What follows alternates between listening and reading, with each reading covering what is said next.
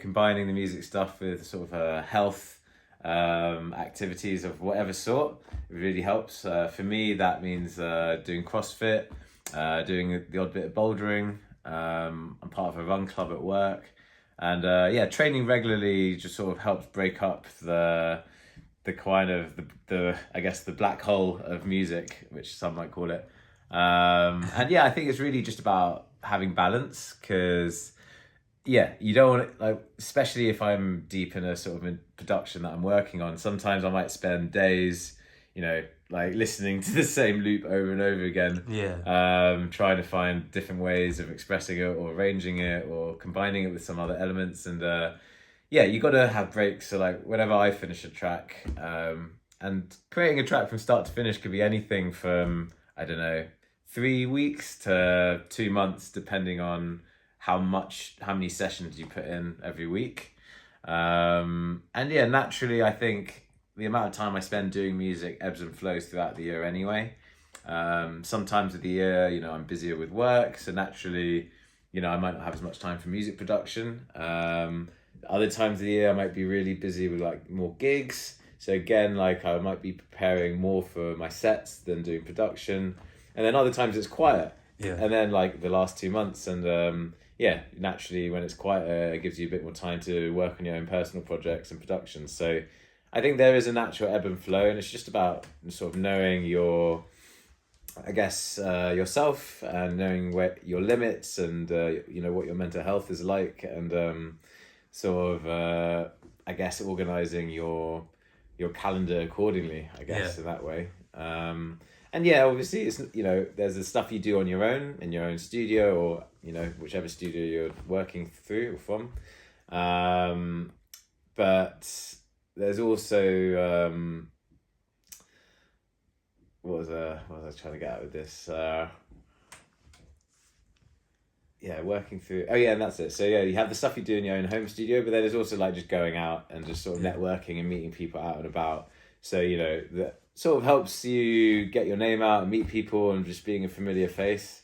So I think you have to do a bit of both. You have to work on the music output, but then you also have to get out there, talk to people, do these kinds of things like we're doing here today, sort of like talk to the camera, sort of marketing type stuff. So, you just gotta try. It is difficult, I'm not gonna lie, like balancing all the different aspects, but if you love it, you pour your heart and soul into it, you give it like 200%.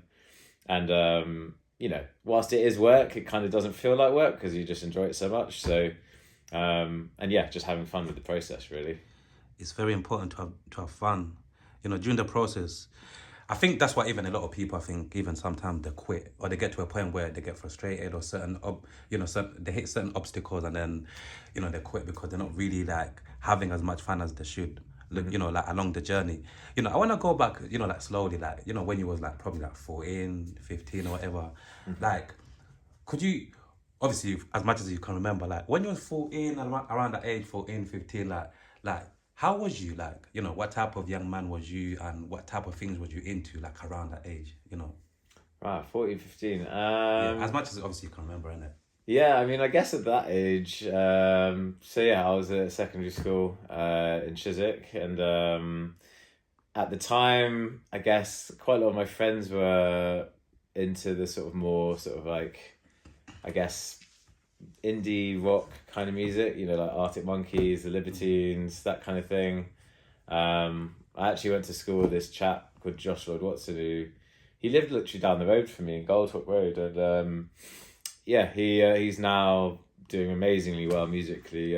He has a band that's called Jungle, which probably most people have heard of. So, and like before they were Jungle, they had a band called Born Blonde, and I remember like going to their gigs at around that age at like Shepherd's Bush Hall, and we were just kind of like West London kids, I guess. I guess at that age I was probably going through a bit of a rebellious phase. I was probably a bit of a terrible teenager, to be honest, looking back on myself. But, I think everyone goes through that kind of phase when they're teenagers. I remember musically, I guess I was always quite into sort of more, I remember at that time downloading music on LimeWire, I was very much like into hip hop at that time. I remember going to see people like Kano, Dizzy Rascal, again, like, you know, Shepherd's Empire, Shepherd Patrol. So I always loved hip hop music, and I remember going to Pineapple Dance Studios and like learning how to break dance with some friends at the time. So that was quite fun. My nickname at school was Dancing Joe. I remember having like a Leavers hoodie with like when I left school with like it on the back of my hoodie and stuff, and it used to be a bit of a party trick, which I don't really do that often these days because I'm a bit older and look after my knees and shit. But occasionally I'll whip it out once in a blue moon just for a bit of a laugh, really. Like during special occasions. Yeah, special occasions, just when I'm like feeling the music and I'm just like in the vibe, whatever, you know, just when I'm feeling it, basically.